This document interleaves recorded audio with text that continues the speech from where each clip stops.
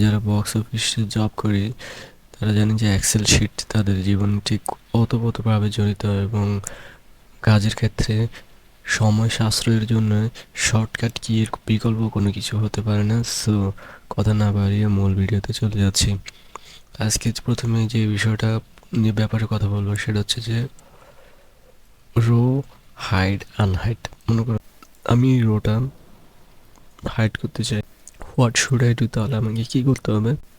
Just Ctrl+9 button press করব, hide হয়ে গেল। আবার কিভাবে এটাকে আনহাইড করব? Ctrl+Shift+9 বাটন প্রেস করব, তাহলে আবার চলে যাবে। এবার যদি আমরা কলাম, আমি এই কলামটা হাইড করতে চাচ্ছি, তাহলে কি করতে হবে? আমাকে এই কলামটা হাইড করার জন্য আমাকে প্রেস করতে হবে Ctrl+Shift+0।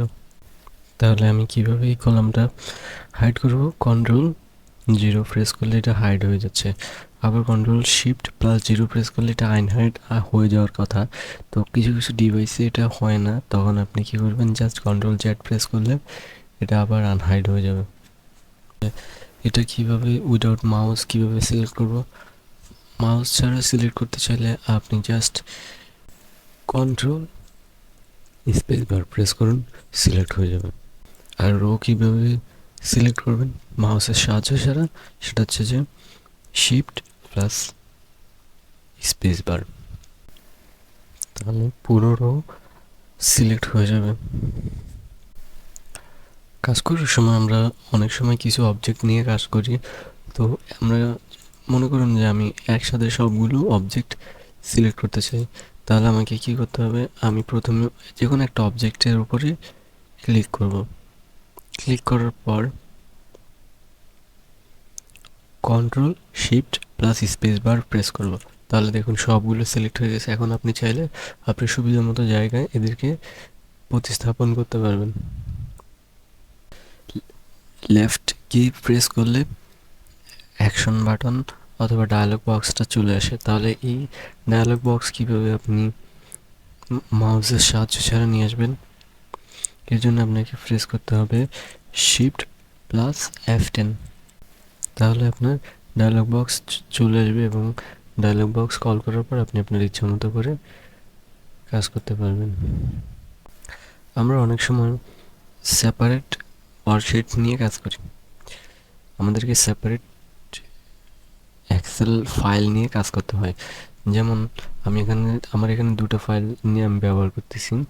তো আমি এই ফাইলটাতে কাজ করতেছি, চাচ্ছি যে হঠাৎ আমার প্রয়োজন পড়লো আগের ফাইলটাতে ফিরে যেতে। তাহলে আমি এটা কীভাবে মাউসের সাহায্য ছাড়া শুধু শর্টকাট কির মাধ্যমে করতে পারবো? এর জন্য আপনাকে জাস্ট Ctrl+F6 বাটন প্রেস করলে দেখুন আগের পেজে চলে আসবে। তারপর যদি আবার Ctrl+F6 প্রেস করেন তাহলে আবার পূর্বের পেজে ফিরে আসবে। ব্যাপারটা কিন্তু আসলে সময় বাঁচিয়ে দেওয়ার জন্য খুবই হেল্পফুল।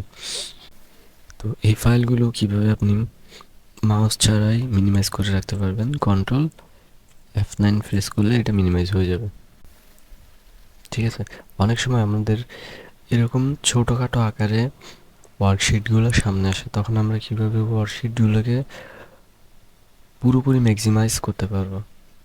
তার জন্য আমাকে প্রেস করতে হবে Ctrl+F10। Ctrl+F10 প্রেস করার সাথে সাথে এটা পুরোপুরি ম্যাক্সিমাইজ হয়ে যাবে। আমি এখানে 3টা শিট নিয়েছি, শিট 1, শিট 2, শিট 3। তো আমি চাচ্ছি যে মাউসের সাহায্য ছাড়া, মাউসে ক্লিক করা ছাড়া শর্টকাট কির মাধ্যমে, শুধুমাত্র কিবোর্ডের মাধ্যমে আমি আগের পেজ, পূর্বের পেজ, প্রিভিয়াস পেজ, বর্তমান পেজে ফিরে আসবো। তাহলে এটা আমি কীভাবে করব? আমি Ctrl+পেজ আপ বাটন প্রেস করলে চলে যাচ্ছে পূর্বের পেজে। আবার যদি পেজ ডাউন বাটন প্রেস করি তাহলে বর্তমান পেজে চলে আসবে। আবার যদি পেজ ডাউন বাটন প্রেস করি তাহলে তার পরের পেজে চলে আসবে। পেজ আপ দিলে আবার রিটার্ন চলে যাচ্ছে। তো ব্যাপারটা আসলে খুব দারুণ।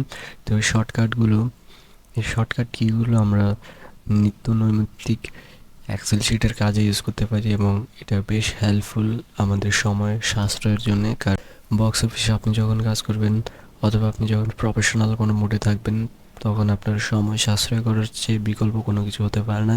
And as you know, every single second is very very important in human's life, cause saves a little, makes a mickle. So it's a goodbye.